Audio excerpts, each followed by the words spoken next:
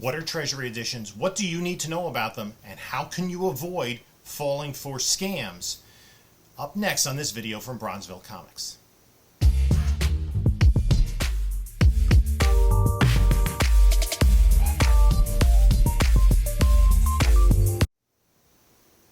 Hey there, comic book community. This is Jim from Bronzeville Comics coming to you with another video. We're within the last week before the King Con 2 show in Island, New Jersey.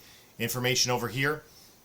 I'm going to be setting up the show, and my next two videos are going to be King Con preview videos.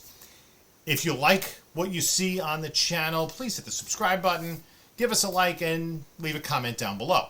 You can also follow us on Instagram at Bronzeville_comics, as well as, well, that's really the only other social media platform I'm using. I'm going to talk today about Treasury editions, and the reason that I'm doing this is because recently, when I was perusing ads on eBay, I found a couple of ads that were misleading.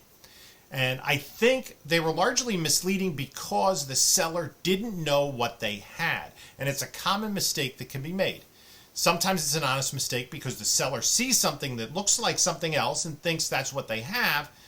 And sometimes the seller is trying to convince the buyer that they have something different than what they have.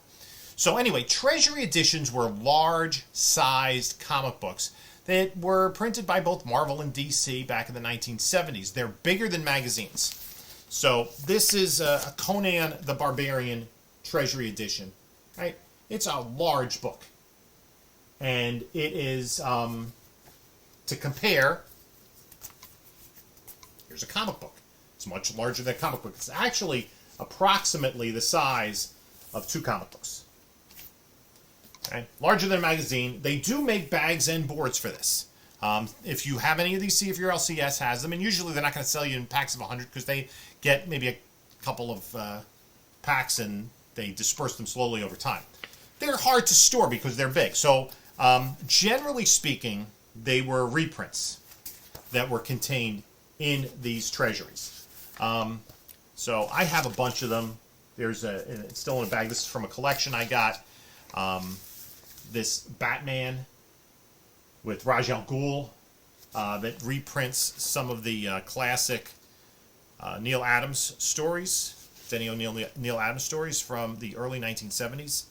And this particular book, these were titled, for DC, they were titled Limited Collector's Edition. And the wraparound covers. And this one it's from 1977. And it gives the number. It has like a strange number on the indicia. I don't know if you can see that. The number of this book is C51, C-51. Sometimes there was new material, as in this Superman Wonder Woman. I think this is Jose Luis Garcia Lopez art. I'm pretty sure this was original material. Jerry Conway, Jose Luis Garcia Lopez, and Dan Adkins. So, and often it was reprints. Best of.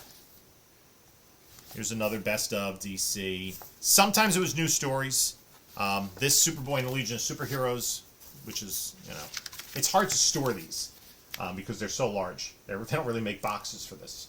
So you have to kind of find a place to store them separate from comic books. And it does include, I believe this one includes, and there are no ads in these. They're really pretty cool. Actually, I'm going to go through this. This has a rundown of the Legion members. And this, who did the art in here? I think this is the marriage of Saturn Girl and Lightning Lad. Maybe not. It does say it somewhere. Mike Grell art. A new epic-length novel, and the Wedding of Saturn Girl and Lightning Lad. So, cool books. But the real ones, and here's another one. This is one I had picked up. I have it in bag and board. Some Shazam stories. But the real ones I wanted to talk about it was a DC series of books entitled Famous First Edition. And there were 8 books in the original run that were printed between, I think it was 1974 and 1977.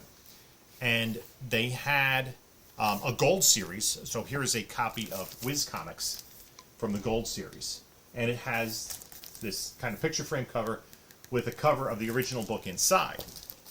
But I'm going to show you an example, because this is a listing I had seen on eBay. This is a bronze level. There were 8 of these. It was Action Comics 1, Detective 27, Whiz Comics 1 or 2, depending on how you want to quantify that, Batman 1, All-Star Comics 3, Wonder Woman 1, Sensation 1, and Flash Comics 1. And then 1979 they came out with Superman number 1. But what happens is, when you open this up, you have a oversized full reprint, including ads, and including, if we go to the inside front cover here, including the original indicia, right, from 1947. So it's the full Sensation Comics, right? It has this Wonder Woman story. It has the first Mr. Terrific stories in there. And I had these as a kid and just loved them to death. It's got advertisements. Everything is an exact duplication in about double size of the original Sensation Comics number 1. The problem with this is, and I've seen listings, if the cover, this bronze cover, is no longer with the book, in a picture, it looks exactly like Sensation Comics number 1. And ironically, the worse the condition is, the more, in a picture on eBay, it can look like the original book, the original Sensation Comics number 1. So I had seen a listing on eBay where somebody had 2 of these, and the front cover was removed on one and the entire cover on the other. And they took pictures of both sides, so you actually saw the front cover was missing. So you saw this cover in the front, and on the back, you actually saw this, which was a key giveaway that it was this famous first edition reprint. I truly believe the seller on eBay didn't know what they had. They just said they found this in their parents' house or whatever, and that's very likely. And they thought, they look inside that front cover and see it says January 1942. They think they have an 80-year-old book, an original copy of Sensation Comics number 1, where they do not. And actually the bidding was over $200 at the time that I looked at it for the 2 books. This book, you know, especially with the covers missing, is, I mean, maybe $20. You can pick these up. It's not really a high demand book, although I love the books. I had these as a kid. I had the Batman, the All-Star, the Sensation, the Flash, and the Action. And I read those to death because I really love the golden age of comics. There are some people who will mislead you.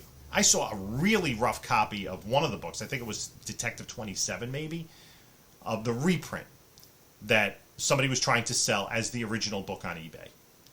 So that is something to watch out for. Again, there were 8 of these. Action Comics 1, Detective 27, Batman 1, Sensation 1, All-Star 3, Whiz 1, Wonder Woman 1, and Flash Comics 1.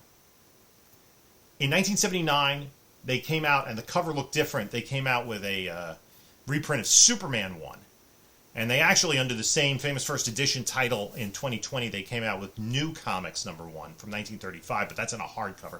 It's clear that it's a reprint. And the Superman comic, if I remember correctly, did not have the glossy original cover inside, right? Because this is cover stock. At least the other thing, too, is, which is a telltale, this is 1970s cover stock. 1940s cover stock is not as glossy as this. It's more like just a thicker cardboard. So that's often a giveaway as to what you're looking at.